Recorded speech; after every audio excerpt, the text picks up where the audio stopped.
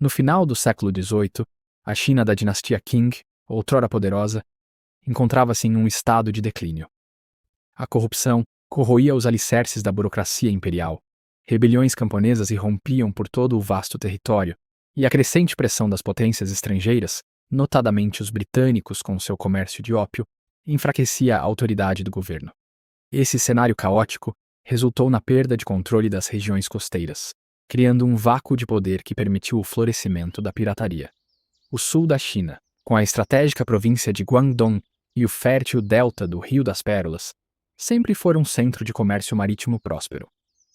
No entanto, a negligência da frota imperial transformou a região em um terreno fértil para a pirataria. Os piratas, antes dispersos e oportunistas, começaram a se organizar em grandes frotas, atacando navios mercantes chineses e estrangeiros, extorquindo vilas costeiras e estabelecendo alianças com comerciantes locais. Foi nesse ambiente de caos e oportunidade que nasceu Qin Shi, por volta de 1775, em Xinxin, Guangdong. Nascida em uma família pobre de pescadores, ela experimentou desde cedo a dureza da vida à margem da sociedade Qing. Em 1801, o Império Qing, já em declínio, perdia o controle das águas do sul da China. A pirataria, antes dispersa, começou a se organizar em grandes frotas, e nenhum nome era mais temido que Zheng Yi, capitão da frota da Bandeira Vermelha. Foi nesse contexto que ele conheceu Qin Shi, que trabalhava em um bordel flutuante em Cantão. Existem duas versões sobre o encontro entre Qin Shi e Zheng Yi. Algumas crônicas da época sugerem que ele a teria tomado à força, como era comum entre piratas que sequestravam mulheres de vilas costeiras ou navios saqueados. Outras fontes, incluindo relatos de comerciantes portugueses, afirmam que ela negociou seu próprio casamento, exigindo igualdade no comando e uma parte dos saques.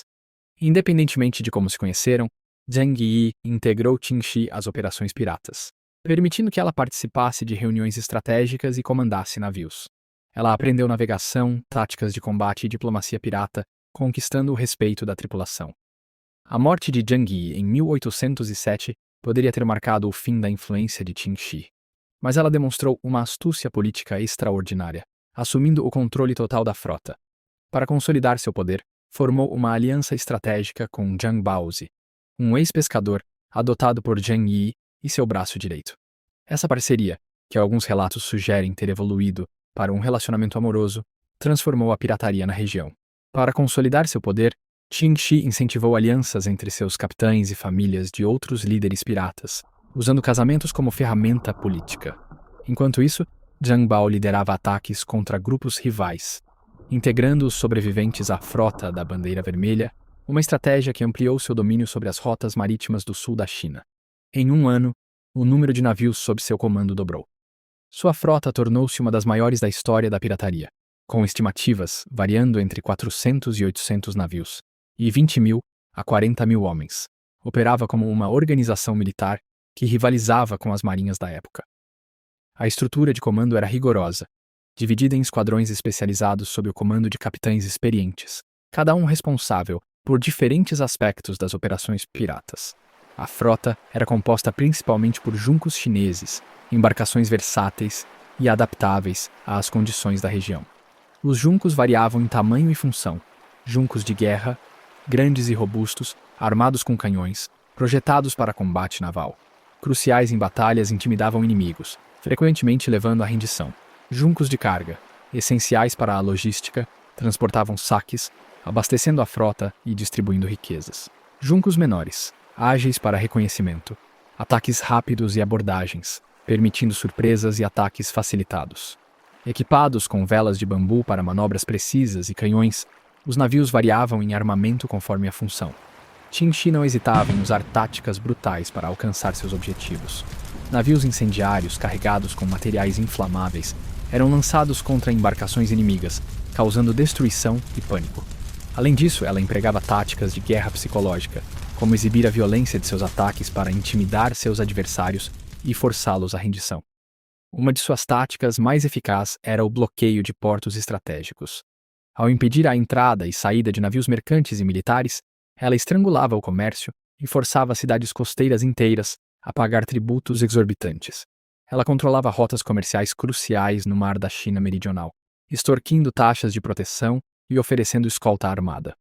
A rota do ópio entre Cantão e Macau havia pontos de bloqueio estratégico, onde navios mercantes eram obrigados a pagar taxas de proteção. Os que se submetiam recebiam passes de segurança com lacres de cera vermelha, documentos tão valiosos quanto a própria mercadoria transportada.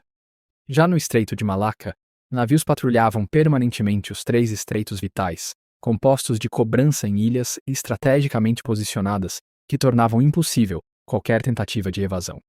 A rainha pirata mantinha uma extensa rede de espiões que coletavam informações sobre seus inimigos, rotas comerciais, forças militares e planos de ataque. Essas informações eram transmitidas por meio de mensageiros e outros métodos de comunicação, permitindo antecipar os movimentos de seus adversários e planejar suas operações com precisão. Cada frota e esquadrão, dentro da organização de Qin Shi, possuía bandeiras de cores distintas, permitindo a identificação rápida e a coordenação durante as batalhas e operações.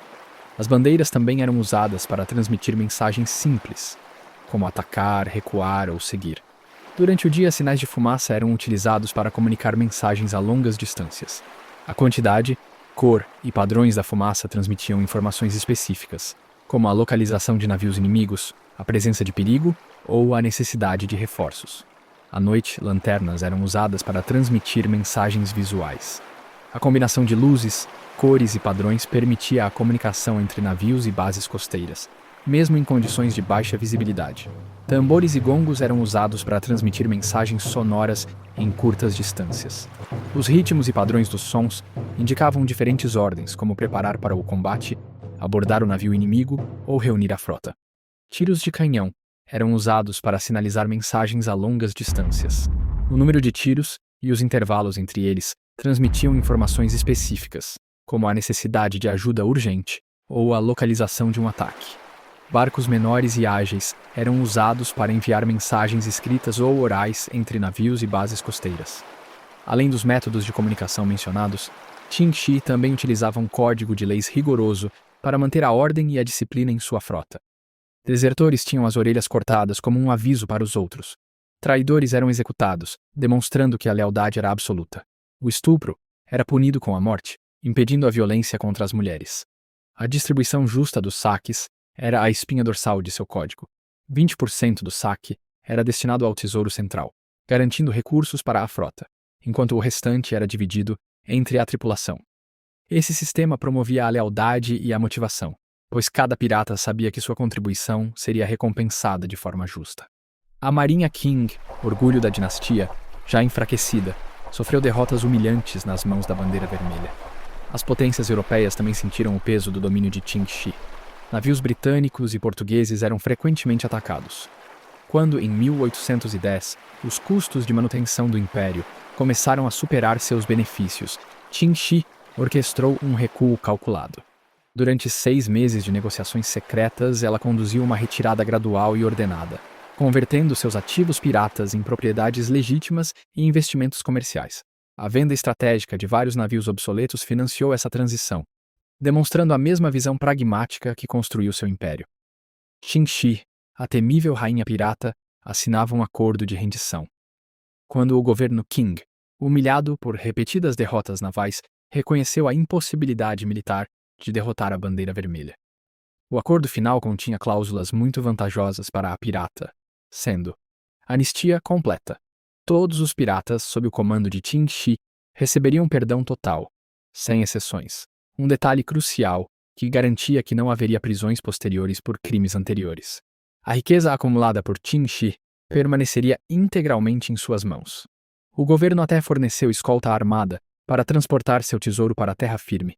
Zhang Bao foi nomeado tenente-coronel da Marinha Qing, recebendo o comando de um esquadrão baseado em Guangdong. Mais surpreendente ainda, muitos ex-piratas foram incorporados às forças imperiais como tropas de elite. As bases terrestres da Bandeira Vermelha foram transformadas em propriedades privadas de Qin Shi.